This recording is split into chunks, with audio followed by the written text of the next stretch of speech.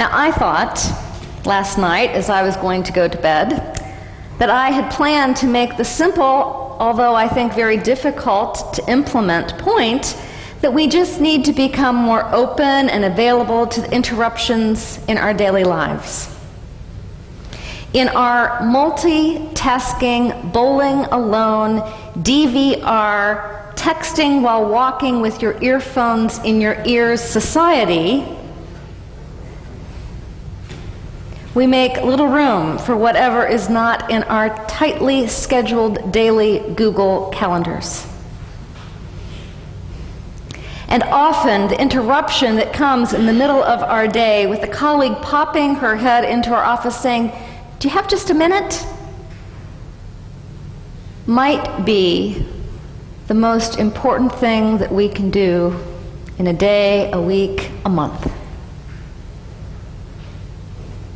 I was going to talk about how we need to become more interruptible and how we need to listen to one another more deeply, but I had this fitful night comparing Jesus' question of who is my neighbor with the prevalence of block watches in our society. And so I woke up this morning and I did some quick research on block watches, and I found a blog post entitled "Confessions of a Phoenix Block Watch Leader." This woman had recently moved from Maryland to Arizona, and someone had suggested that a great way for her to get to know the neighbors would be for her to volunteer to be the block watch leader. So eager to meet people, she agreed to do this. And of her experience, she writes this. She says, "The first meeting was well attended because the week before a house had been broken into and word spread. Everyone came to either gossip or complain to the officer about neighborhood break-ins. But no one offered to help by getting our addresses painted in the alley or helping each other burglar-proof their homes by trimming bushes or fixing lighting.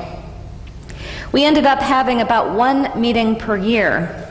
After all, knowing your neighbors makes it more likely that you will look after one another.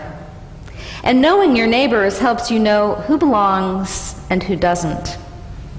One time, the cop joined us for our meeting. He arrived in an unmarked car and commented that he was happy to see the suspicious looks he got cruising our neighborhood. He was Hispanic. It's one thing to be the quintessential nosy neighbor, but to make everyone look different than you feel, make everyone who looks different than you feel out of place and watched, gave me the heebie-jeebies. I might as well lived in a gated community. Although this incident made me cringe, I get an even worse feeling each time a neighbor asks the question. If someone comes on my property, can I shoot him?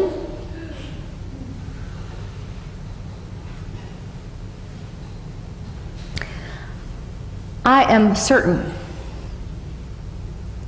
that this type of block watch is not what Jesus means when he refers to loving our neighbors. It seems to me that we need to create a movement away from block watch and toward block care.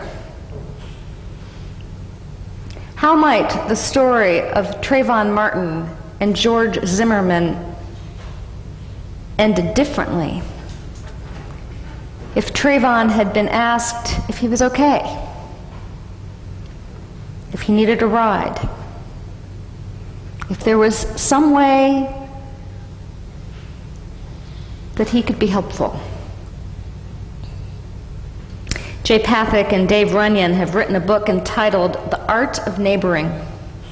And in it, they describe how a group of pastors in Denver, Colorado met to think and dream about how their churches might join forces to serve the community. And to their meeting, they invited the local mayor to join them. Conversation surfaced all sorts of problems in the community, and you can list them. They're the same in almost every community. At-risk kids, elderly shut-ins with no one to look in on them, drug and alcohol abuse, unkept homes that are deteriorating around them. And then the mayor said something that inspired these churches. He said the majority of the issues that our community is facing would be eliminated or drastically reduced if we could just figure out a way to become a community of great neighbors. The mayor explained that programs aren't always the best way to solve a problem. He said this: relationships are more effective than programs because they are organic and ongoing. The idea is that when neighbors are in relationship with one another, the elderly shut-ins get cared for by the person next door. The at-risk kid gets mentored by a dad who lives on the block, and so on. The pastors gathered there confessed to be embarrassed that the mayor had basically just called them on the Great Commandment. They then began to ask the question, what would happen? What would happen if we all just did what Jesus asked us to do? What would happen if we got to know our neighbors? I'm embarrassed to say that I don't know the names of everyone who lives on my street. Might we start a movement from block watch to block care? Will Campbell, the Baptist preacher and civil rights activist who died early in June, wrote an autobiography called Brother to a Dragonfly. It was published in 1977. And while he was a civil rights activist, Will Campbell also refused to turn his back on the KKK or anyone who associated with them. And in his book, he recounts the enemies he created because of that and the resistance he faced. He also talks about a 3-day wake he attended for his nephew, Will Edwards. He had been there with other family members for 3 days and 3 nights. And his sister came to him and says, I know you've been here and I know you have to be tired. You've been here for 3 days and 3 nights. Can you just stay one more day? And he did. He sat in this funeral room for hours on end, into the night, into the dark, standing watch. And at 3 a.m., he heard a voice from about 6 rows back. And he writes about how he didn't need to turn around and figure out who belonged to that voice. He knew that voice. That voice was the voice of a man who had great difficulty with all of his stances for the civil rights movement. That voice was the most critical and bitter voice he had heard.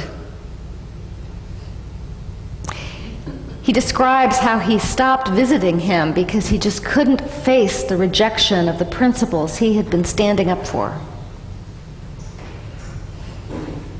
But he heard this voice from 6 rows back. This man got up, poured Will a cup of coffee, sat down beside him, put his arm around him, and together they stayed there until the dawn came up. He described how he must have just been sitting there in the back, in the shadows, deciding in his own time when Will had been sitting there with his grief long enough. And of the incident, Will reflected, that night I sat in the redemptive company of a racist Jesus.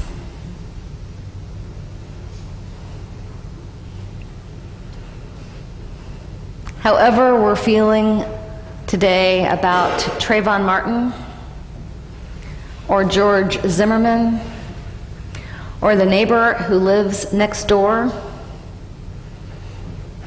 Just saying that we need to be more interruptible is a weak response to this gospel. The question for us this morning is, can we see Trayvon Martin, George Zimmerman, or the neighbor who irritates us the most as our neighbor? Could we sit with them through the night and pour them a cup of coffee and stand with them in their grief? And would we be willing to let them do the same for us?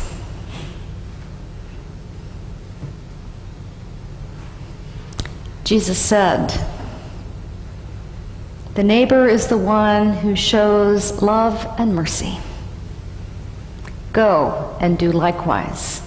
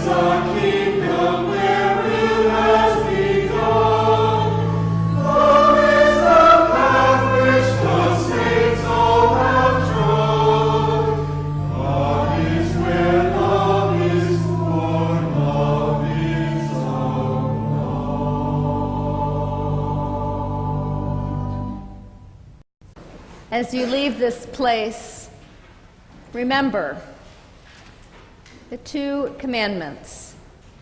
We are to love the Lord our God with all our heart and strength and soul and mind, and love our neighbor as ourselves. Go and do this. Amen.